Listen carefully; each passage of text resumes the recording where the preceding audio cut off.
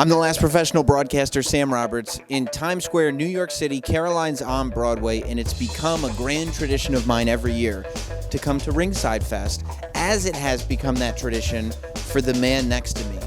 From Mattel, the head WWE Elite designer, Bill Miekina. Bill, welcome back. Thank you very much. It's always a pleasure to come back to New York. I went to school here for toy design, and it seems like it comes full circle every time I come back. Now, we're going to try to do this. We've got some questions submitted by the Wrestling Figs members. We're going to try to do this without making you sweat, but... It's going to be difficult. It's going to be difficult. I sweat very easily, as certain T-shirts can attest to. Well, the first question, and this requires probably a little bit of backstory, is can we finally hear the Dude Love story you had talked about a long time ago? So Dude Love has become a very controversial figure. Of course, I had you on my podcast yesterday, and we talked about this, that not only with a certain Major Brothers Wrestling Figure podcast have you become the butt of a joke for making a shirt that has been described as tie-dye. Tribal instead of tie-dye. See, it's so close to the real thing that even when you try to say what it is and isn't, you get confused because it's so close to the actual item. Zack Ryder and Kurt Hawkins took you to Wrestling Figure Court. Yes. You won. Of course I won. It was the outcome. It was you're never in doubt. I mean, the figure looks great. I did a great job on it, if I can toot my own horn. And more importantly, the man himself, Mick Foley, Dude Love himself, said this is a great figure. So, I mean, who are any of us to raise any doubts about this figure going forward? Which means with that verdict, this is officially a tie-dye T-shirt. That's what the court case was all about. It always was. It always shall be. But the question that was submitted by a Wrestling Figs member is about the Dude Love story that you had talked about a long time ago. That story, I think, more pertains to something else that we brought up a little bit, is the story of why this figure that has been planned, that has been teased, that has been talked about for so many years, why Dude Love wasn't released until now. And that story is an exclusive to the Sam Roberts Wrestling Podcast. As someone who has also sort of suffered under the egregious comments of a certain Major Brothers Wrestling podcast, I decided to give you the exclusive rights to the release on the Dude Love sort of origin story. Well, it's very, very nice, and you see what you've done, Kurt Hawkins and Zack Ryder. You've taken two people that could have been great friends, and you've brought them closer and created a force that acts against you that you will not be able to deal with. Let's go on to question number two. Let's put this all behind. Question number two from the Wrestling Figs members. Are any of the concussion lawsuit guys back on the table now that the lawsuit has been dismissed? It's not since the dismissal of the lawsuit. That's something where WWE would have to sort of come to us and say, like, you know, these guys are under a Legends deal. You know, feel free to use them in your line if you want. So far, that hasn't happened. So, not to say it won't, but that's not my call. So. Right. They have to be under a Legends deal. They have to be under a merchandise deal, yes. Are any more WCW titles coming, or maybe even the classic ECW titles? You put out the championship, the ECW Heavyweight Championship. There's other titles, and of course the previous ECW title's never been released. Yeah, the ECW, like the TV title or the tag titles, they might be difficult just because I'm not sure what talent to attach them to. A lot of that talent isn't under merchandise deals. I mean, the TV title is only Rob Van Dam, right? And he was under a deal for, when he made his WWE return for, I think, 2013 for about a year. So we did some Rob Van Dam products then, but, as far as I know, he's no longer under a merchandise deal, so that one might be difficult. And the tag belts, I mean, I'm not sure who we could even start to consider for using on those. So it's more like trying to figure out if there's ever going to be relevant talent to put them on. For WCW, I can drop a little hint. I know of one belt I am working on that's a new WCW belt sculpt. That's about all I can say for now. Oh, my good. Is it the Cruiserweight title? Because a lot of the WCW guys have come with the WWE Cruiserweight Championship. I can't. I've said what I can say. Ooh. Another question. How come both of the last two Elite Uso releases were in red and white? As opposed to other color schemes like the black? I mean, I guess. I thought they looked cool in those colors. I think they're different enough. Yeah, I mean, we had the whites, and then the basics were in black, so it's like among them other. If this is maybe like why you're wondering why they weren't in a black color scheme, because they were just in a basic 2-pack in black. So the next one we hadn't done would have been red. If they show up in a new color scheme, that might be the next Uso figures that come out in that color. So. All right. Any update on an elite stage? We've seen the stage at Comic-Con, at Fan Access. There have been talks about you making maybe a scaled-down version. Any updates? No updates that I know of.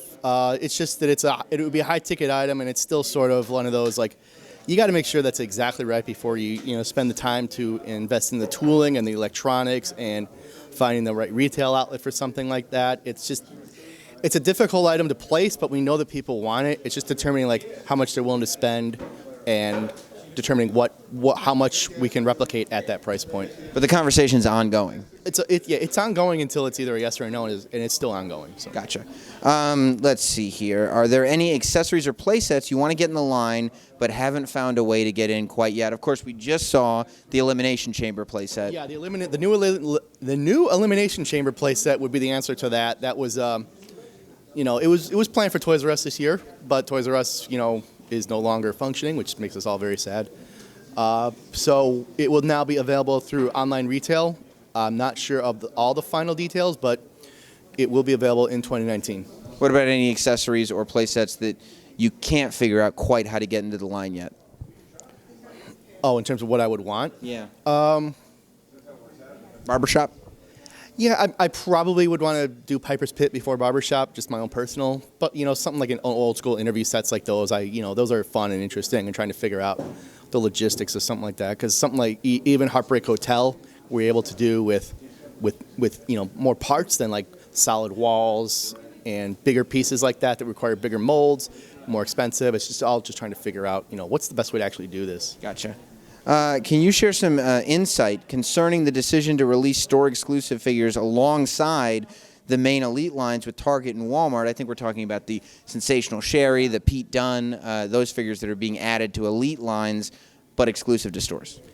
Yeah, I don't have all the details because that's more of a marketing call, but from what I understand, it's to sort of encourage the retailers to order the main line more, because in the past, like, orders for the mainline Elites would be cut if they were ordering their exclusives, because they figured we have the exclusives, we don't need this mainline. And the whole goal is like, no, you want to have both at the same time to optimize your, your sales. But despite us telling them, you can tell them that, but it doesn't necessarily mean they're going to do it. And so a different strategy we thought was, why don't we just incorporate retailer exclusives into the main line to encourage them to actually order the main line. And if this strategy works, we'll continue to do it. If it doesn't, we'll figure out something else. If it means like maybe we do this and do another, just full set of retail exclusives later in the year. It's all a process trying to figure out like what's the best way to keep our business strong, try to grow our business, but also put out the right amount of properties so we're not like, forcing people to spend money they don't have or don't maybe. Yeah, totally.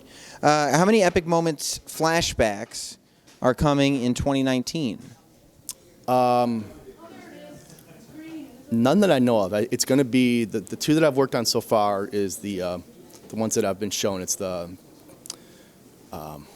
it's Undisputed Era. Undisputed Era and Ultimate Deletion. Gosh, I'm getting old, man. Right. It's not good. Well, what is involved in the Ultimate Deletion? It's going to be the Bray Wyatt and Matt Hardy figures from the Battle on the Hardy compound. It's going to have Skarsgård, the dilapidated boat, Vanguard 1 with an awesome holographic head of Matt Hardy, and the mower of lawn. It's a lot of big pieces in that set. So, I mean, that's nothing to turn your nose at. That's something to celebrate, quite frankly. It's pretty cool. I've seen early models of the accessories, and it's cool. People are going to love it. It's a lot of fun, too. Sometimes you're not always presented of something just like, why don't we just do something like crazy? Like I'm tooling a lawnmower for a WWE item. Like a year ago, like who would have thought that would ever happen? Right. Totally. Is there anyone recently signed to a deal that you're excited to get to work on specifically? I mean, Ronda Rousey, the figures. She would count for this. I mean, I've worked on the Elite Ronda that we showed here, which is amazing. And I'm also very happy that we were able to produce something really, really quickly to get in line really, as fast as possible for Ronda Rousey. I mean, it's probably the biggest name talent that WWE has signed in many, many years. So to be able to work on something that high profile that's going to get a lot of eyeballs that maybe wouldn't necessarily be on the line, it's always, you know, sort of gratifying knowing that like you're part of that. Are you excited about a potential Matt Riddle figure? Yeah, I mean, I think we can reuse some bare feet sculpting tooling that I haven't been able to reuse a whole lot of. So that it's there's a lot of like new signees down in NXT that are that have some interesting visual possibilities. For sure. How long before we see another first time in the line flashback tag team? A lot of it's going to depend on the availability of people like that. We had a sort of a lucky streak a few years back where Harlem Heat and the Nasty Boys and the Hart Foundation, like they were all signed to deals around the same time, so we could exploit that in the Elite line. Since then, there hasn't been as much movement in that area, and so it's sort of dependent on that. Like honestly, one of the answers is I would love to do Demolition again, but a decision like that is not in my hands. Right, totally. Any updates on basic figure articulation? Are the extra shoulder joints ever going to come back? It's not extra shoulder joints. It's just the shoulder movement was moved to the elbow. So you get the same range of movement on the arms. It's just in a different place where the movement is. That's not changing? That's not changing, yeah. How far are we from an alternate arms for figures with long sleeves entrance gear? Meaning, you know, when somebody comes with, let's say, I guess a blazer, you could have alternate arms so that they're wearing the shirt under it, maybe something like that. It's a possibility. I mean, we're always sort of trying to find ways to improve our figures. I think starting with the feedback we got into the alternate hands and alternate heads, especially at this show, has been like, I expected a certain level, but it's been like even beyond that. So something like that makes you think like, you know, what other stuff can we do that sort of, you know, if you do some swaps, you can maintain movement in areas where before you didn't have. I mean, we're always trying to sort of like keep up with the pack and, you know, looking what other people do. And there's other companies that are around that are putting figures around our price point that are doing some really cool stuff. We want to, you know, maintain our position as the best $20 action figure of any brand anywhere. So we're always trying to find, you know, places to change and improve. Is that true FX technology being used on all elites now, or is it just certain elites? The plan is to use it on all elites.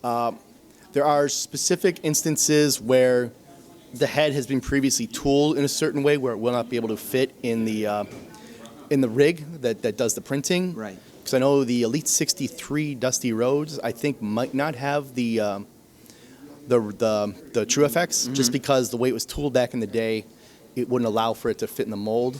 But going forward, a head like that, where it's like it flares out in the back, or has, you know, we're like shoulder length hair, where in the past it would have been all tooled together.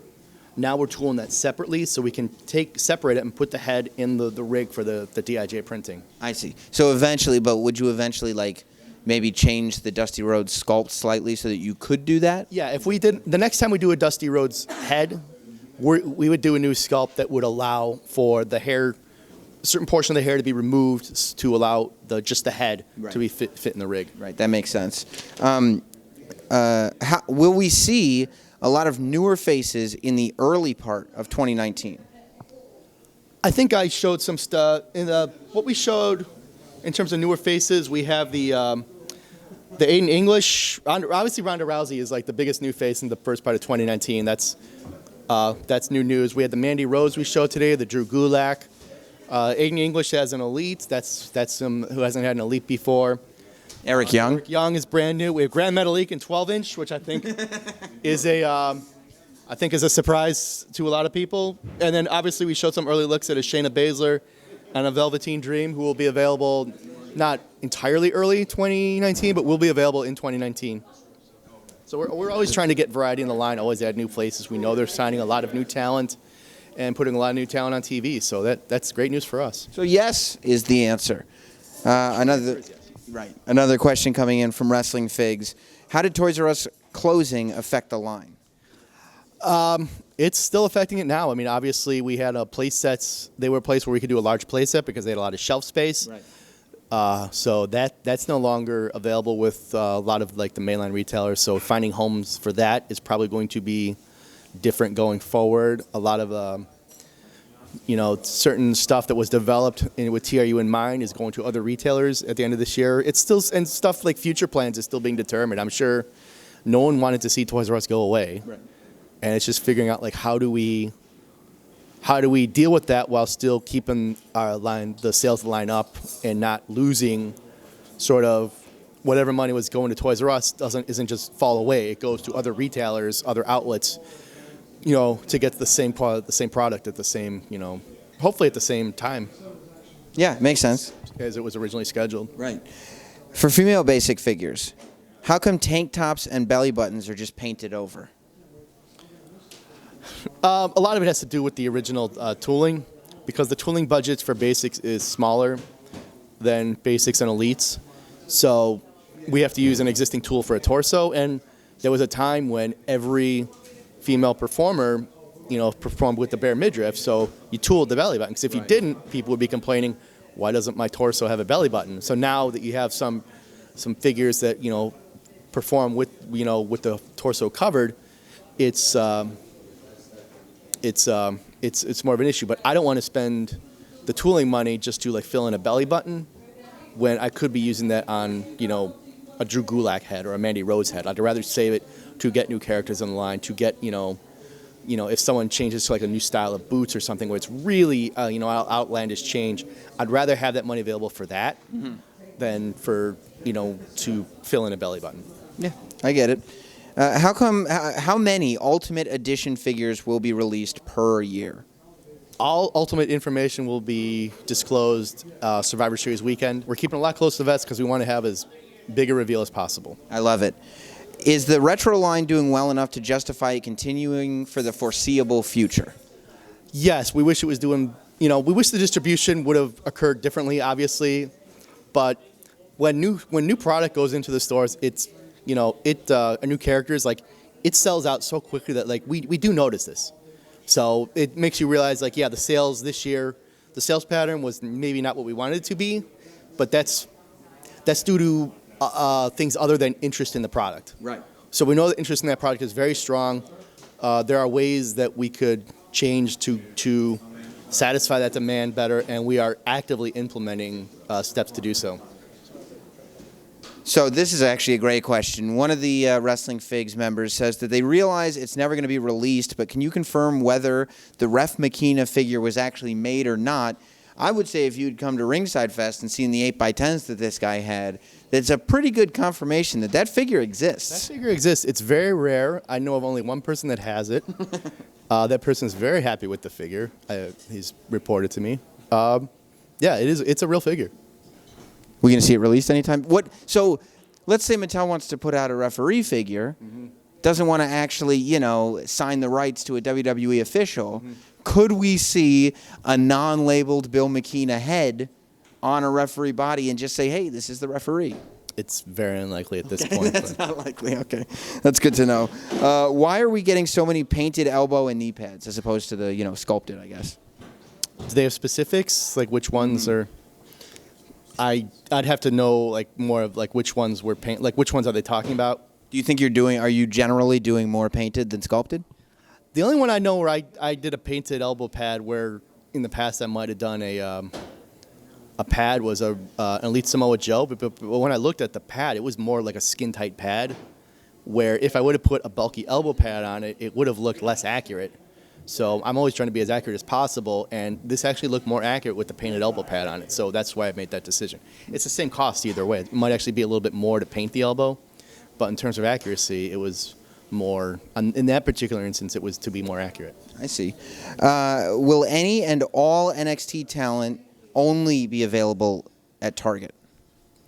Not necessarily. I mean, Velveteen Dream and Shayna are currently scheduled for mainline release. Oh, wow. Yeah. And obviously the Undisputed Era is not a Target exclusive. Yeah, it's not a Target exclusive. It's available to any retailer that wants it. It just depends on people ordering it. Right. So really. But Velveteen Dream and Shayna are going to go in regular Elite lines. They'll be in a regular Elite line, yes. Wow, that's pretty incredible. When are we going to get the blue chair as an accessory? I didn't know there was such demand for a blue chair, but it seems like something we could just... The blue is written in all caps by this member, so there's demand. Blue chair? In a flashback line, I could see the chairs were blue back in the day. Yeah, I mean, it's not out of the question. It's just changing a mold color of plastic, so it should be something wouldn't take much effort. So it's possible. Nothing I know of for now, but it's not out of the question. When are we getting new hands for the females? We need open and closed fists that aren't bent at a 90-degree angle, is what this member says. Yeah. I agree. And there will probably, I could see it. It will happen eventually. Let's just put it will happen eventually. But you got to get that money. Yeah, we got to, my tooling budgets. Once my tooling budget goes back up after the beginning of a new year, I could probably have more money to, make some of the changes we did on the male superstars applicable to the female superstars. That makes sense. When will we get the only titles missing from the title missing from the Attitude Era? Do you know which title it is? I'm sure I'll remember when you tell me. The light heavyweight.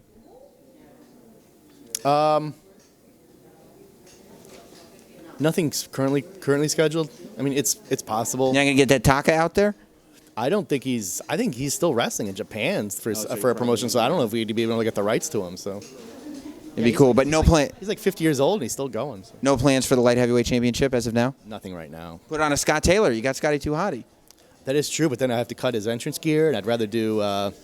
If I did another Sky Too Hottie, I'd rather do a Too Cool with like the black and white pattern. I see. That makes sense. We've seen more cloth accessories in the Elite line per wave. Has the cost of cloth goods gone down, and should we expect this to continue? No, the cost still goes up every year. It's just that there's been certain instances where a person like a Rusev, his outfit is not particularly deco heavy, so we have that money to invest in a soft good accessory. Whereas if you have someone like the Nia Jax in the same wave, there's no way I could put a soft good accessory on her because her outfit deco is just way too high. Also a great cloth coat on the Aiden English in that same set. I mean, he just has basic black pants on the regular one. The Chase one is not that much more. It allows us to, add some fabric when we can afford it. And thankfully, in a lot of cases recently, we've been able to do so. This member has a question that we've kind of already talked about, but it's worth diving back into. Do you plan to continue retro build-a-sets like Heartbreak Hotel? We talked about the challenges, but is there any plan to continue?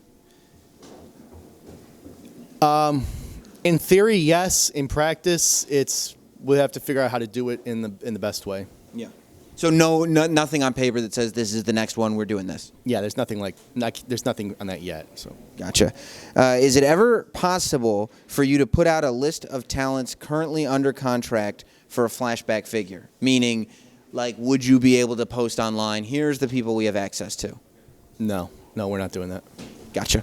It would just too much it would be the hassle of why don't we have this guy on the ledge? It's like I don't want to. I mean, nothing good comes of that for you. Nothing good comes from that for me. So I'm trying to keep my job as stress-free as possible as it is. That's just I don't want to deal with that. That major podcast is not helping then. Oh my God, it would be the end of me. Any chances of a WCW Bret Hart? Not huge differences, but there are attire differences in the stuff you wore in WCW.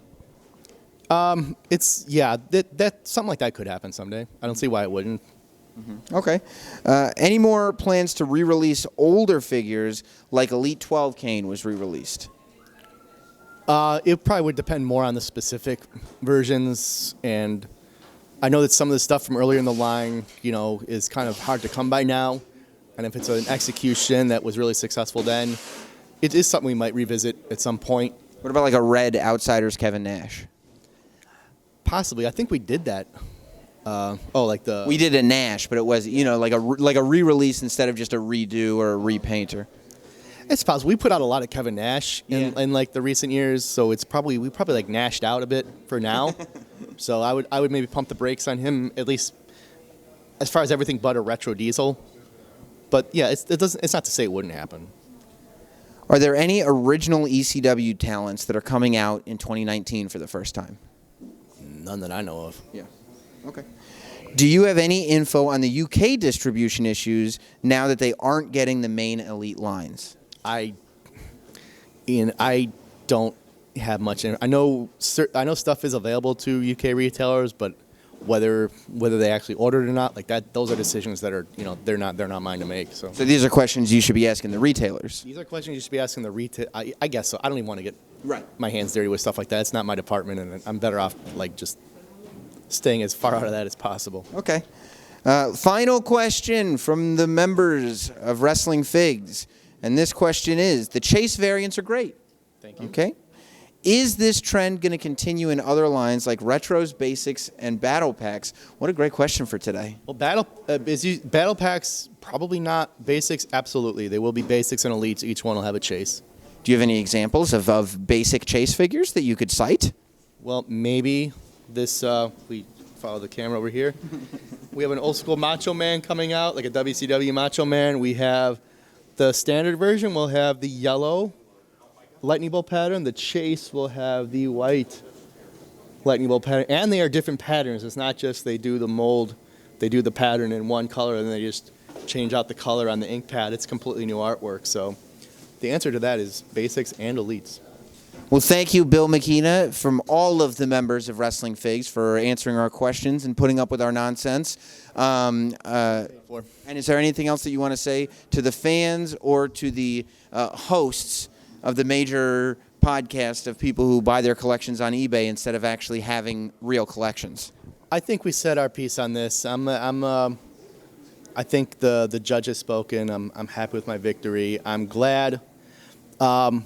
If wrestling action figure podcasts are raising the profile of the collecting, the hobby in general, then it's a good thing. Yes. So, and if I have to be the butt of a joke or two as a result, I'm willing to take the lumps because it means that people like the product, enjoy the product, are invested in the product. That's ultimately the goal. So if mocking T-shirts and, silly hashtags if that's part of the gig, then, there are much worse fates. Thank God Bill is the bigger man. If you've got more questions for Bill, you should have come to Ringside Fest. He was here all day answering questions. Thank you, Bill, and we'll see you soon.